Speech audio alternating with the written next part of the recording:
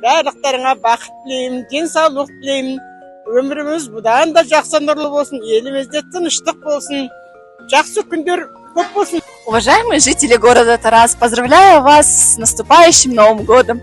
Желаю вам счастья, здоровья и благополучия в семье. Мен осы жаңа жыл, келе жатқан жаңа жыл мерекесін құттықтайын деп тұрмын сізді. Мен өзім отбасымен жаңа жыл мерекесін тойлайын деп жатырмын. Және де осы келе жатқан жаңа жылда сізге зор денсаулық, бақыт және осы көп мол ақша.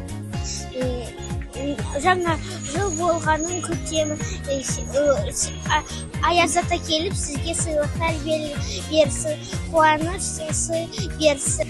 Мен жаңа жыл мерекесін асыға күтемін, және де бала кезімнен бері жаңа жыл мерекесін жақсы көремін.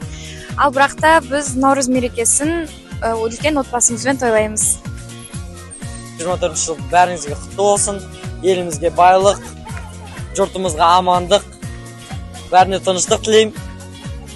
Осы біздің тарап қаламыз бәріне дайындалып жатыр. Осы Наурызды да күтіп аламыз дегенде ойдамыз бәріміз. Сол жаңа жыл құтты болсын. Жаңа жыл құтты болсын.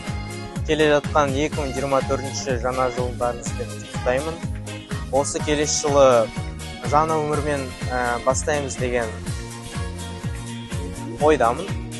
Сондықтан да осы қазір айта кетсем, ата-анамен бірге қарсы алу. Осы жылы ата-анамен бірге Астанада қарсылайын деп жатырмын. Апаммен бірге.